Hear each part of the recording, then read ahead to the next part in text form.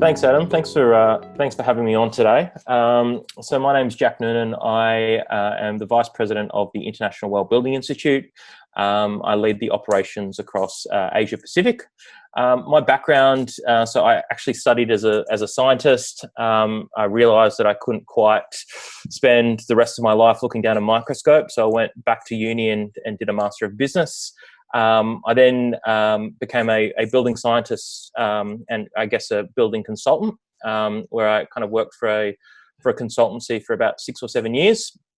That's where I kind of fell in love with this idea of sustainability, fell in love with this idea of green buildings, and then moved on to Sustainability Victoria. And after a couple of years at Sustainability Victoria, where I was managing climate change programs, where I think you and I first met, I then took the jump across and started working for IWBI.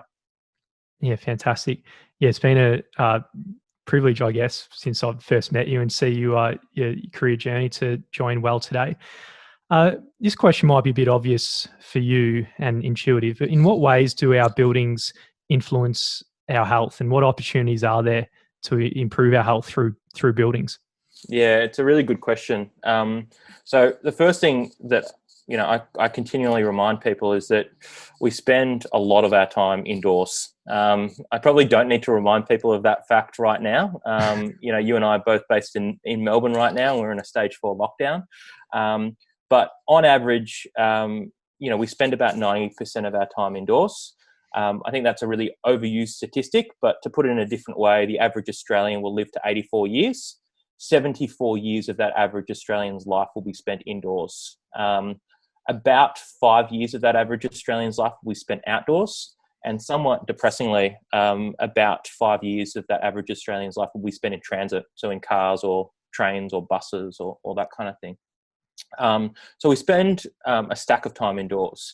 What we do know from all of the research is it's actually the physical and social environment that is the number one determinant of our health.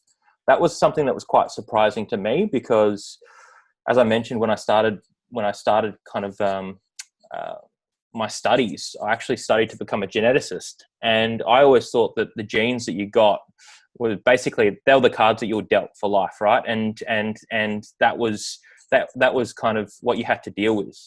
But the reality is that the physical and social environment is the number one determinant of your health, and it has more of an impact on your health than your access to medical care or the genes that you've got.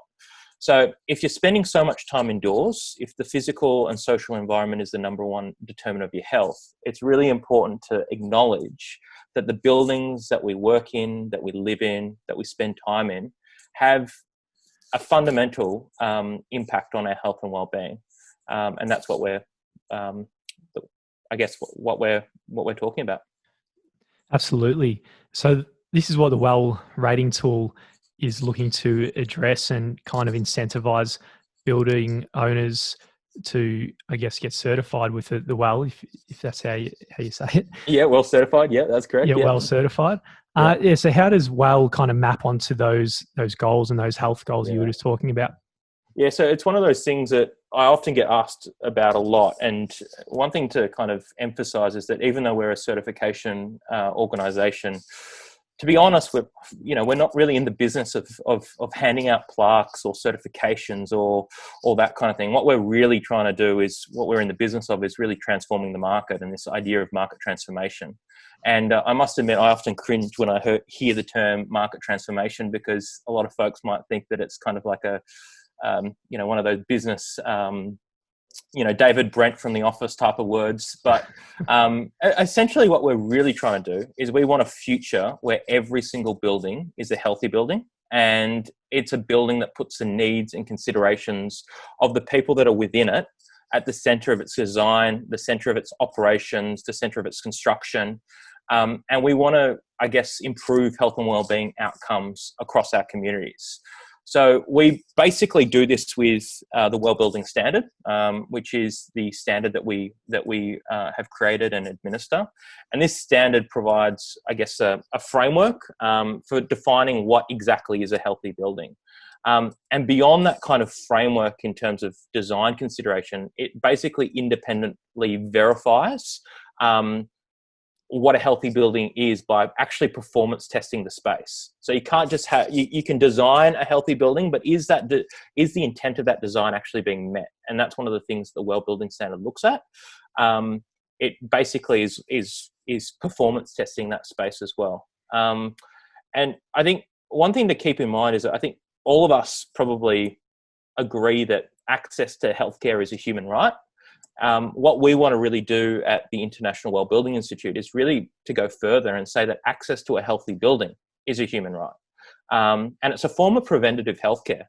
And I think that that's one thing that we often forget. The statistics that I mentioned earlier, the fact that we spend so much time indoors, being in a healthy building is a form of preventative healthcare. And the fact is that the Australian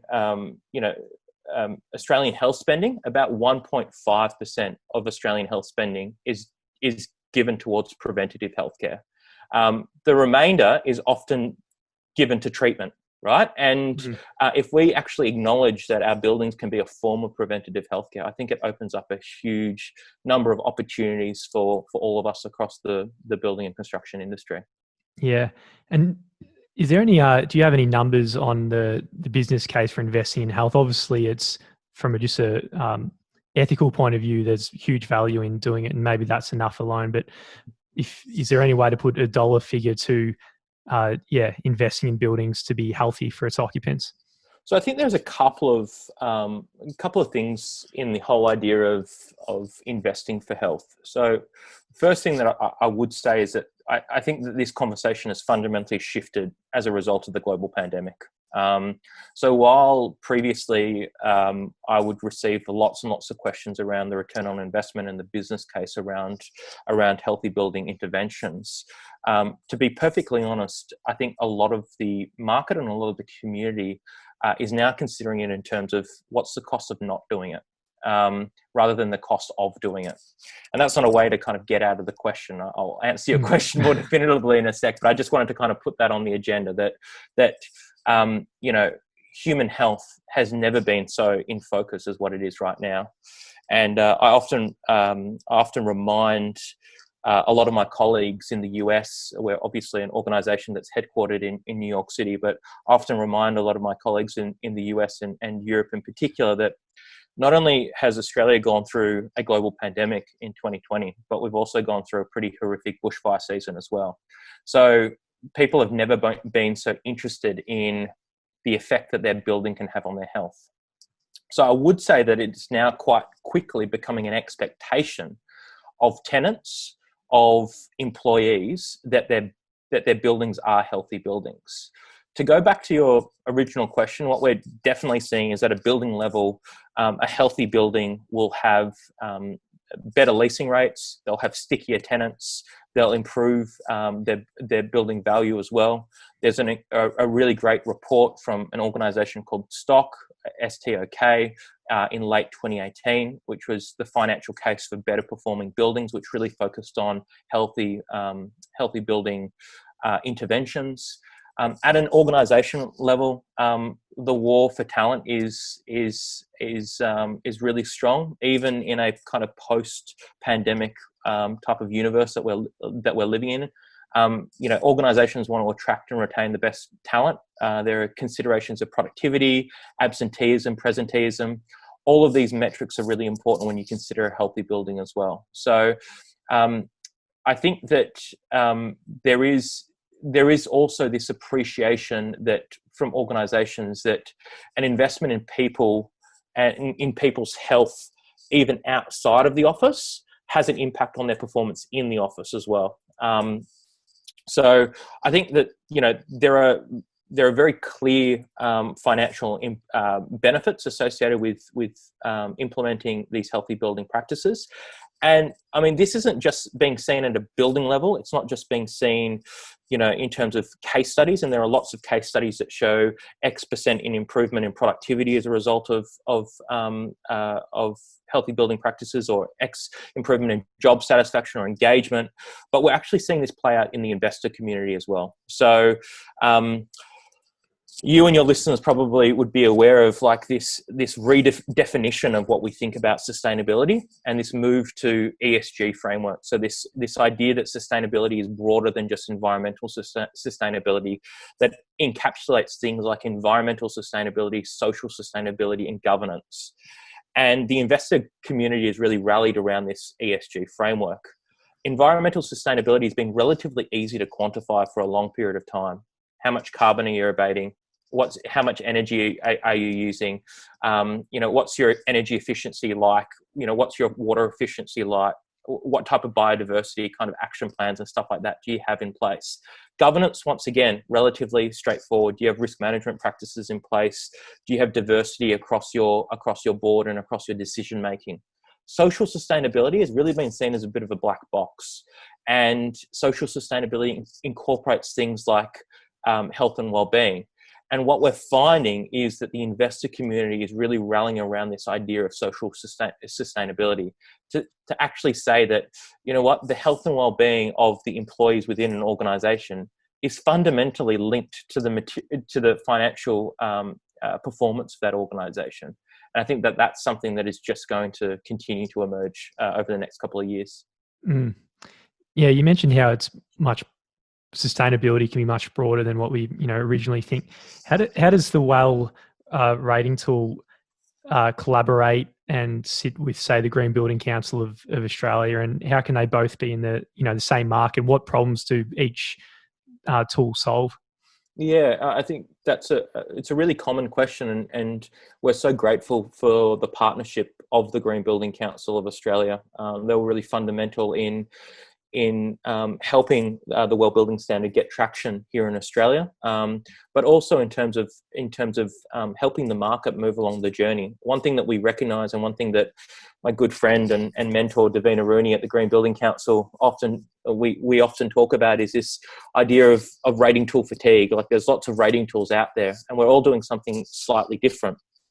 But the way that we always kind of frame it is that planetary health and human health are inextricably linked, and the Green Building Council's Green Star tool is really important to address planetary health, and it's something that I'm extremely passionate about. You and I were both part of the Future Green Leaders program at the Green Building Council, obviously come from a background working for Sustainability Victoria, but it's inextricably linked to human health.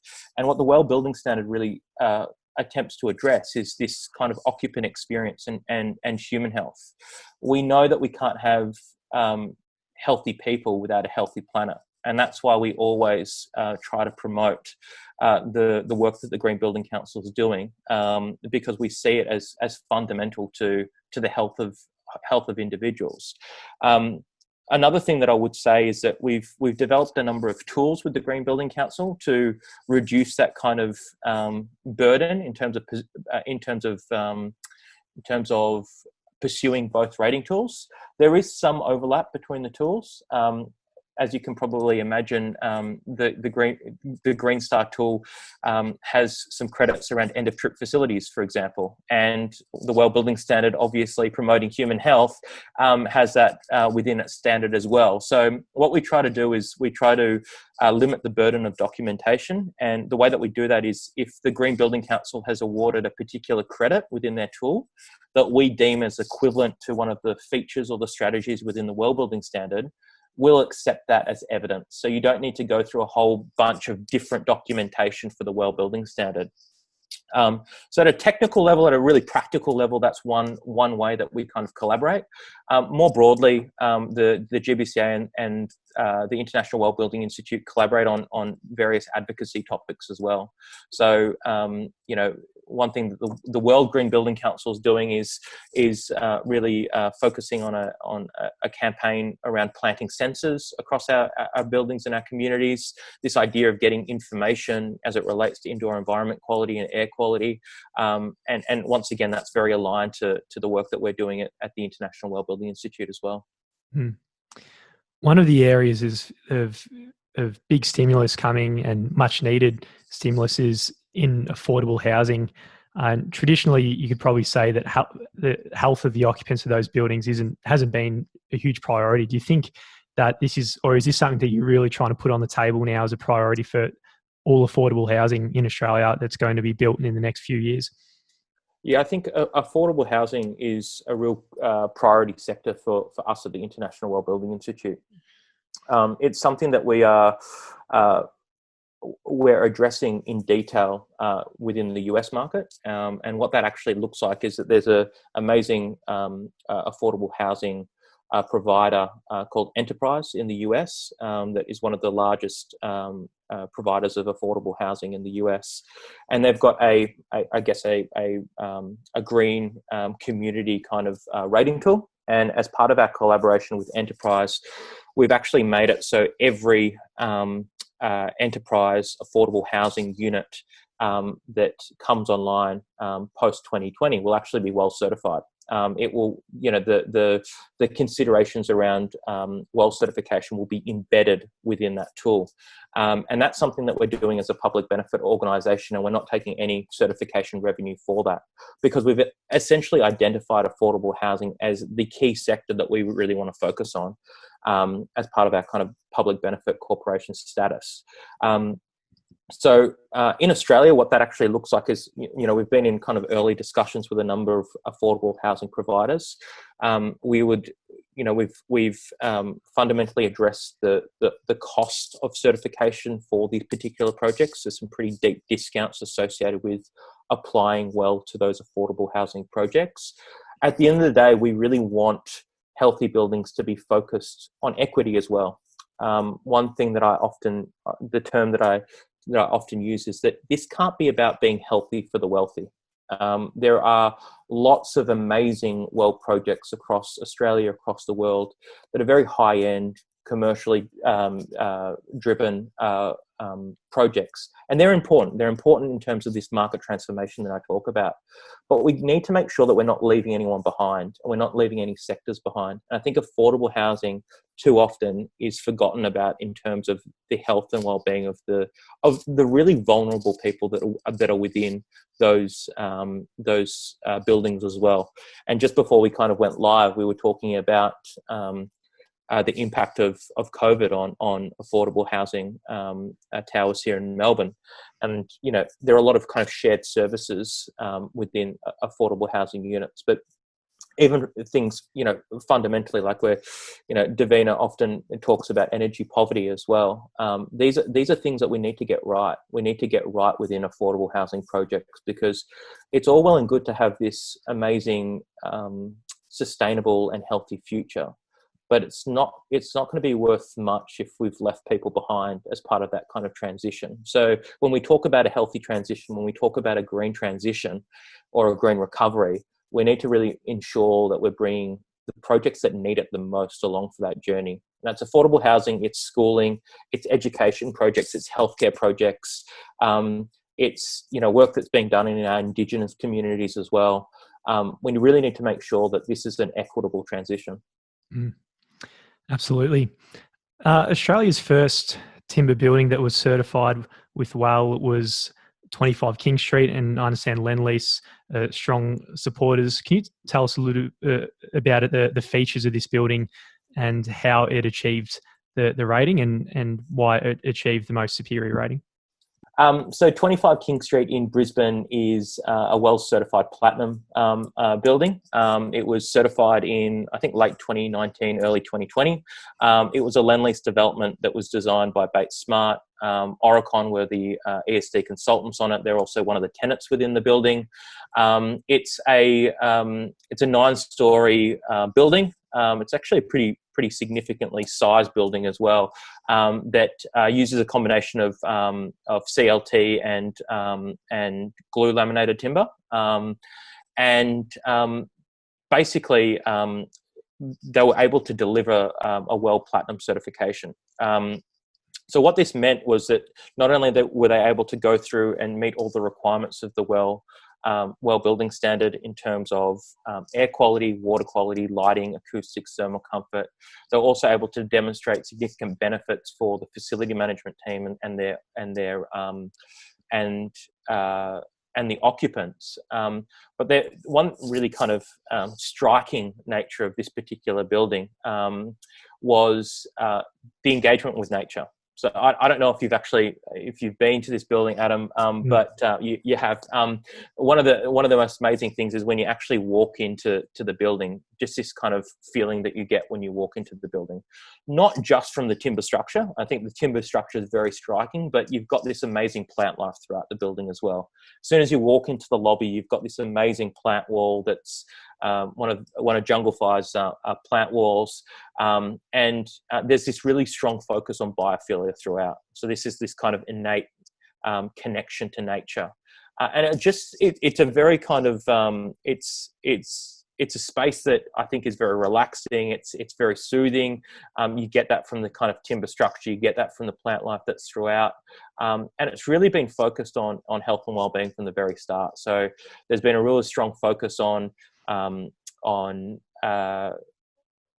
air quality, on material selection, on water quality. The other kind of thing that you notice as soon as you walk into that building is that you've got this amazing staircase as well. It's front and center. Yes, there are lifts at the back of the kind of lobby, but you're really encouraged to actually take the stairs rather than take the lifts. And I think that, it's a building that we're really proud of. It's one of the first 20 WELL certified projects in the country. It's also a 6-star Green Star Design and As-Built project. And I think it's a really good example of that idea of planetary health and human health coming together. Absolutely. But so Jack, thanks so much for coming on the podcast. If people want to find out more about the WELL tool, or if they want to get their building certified, where should they go? Yeah, thanks for having me, Adam. Basically, if you're interested, feel free to jump on to wellcertified.com. A whole bunch of free educational resources that are available on the website. We do a weekly webinar series. There's heaps of educational articles that are written by experts from across the world. The WELL building standard's freely available on the website as well. We've also got a community standard which looks at health and wellbeing at a precinct level. So if individuals are interested in that, they can check it out. But there's plenty of information there. So definitely check it out. And thanks for having me.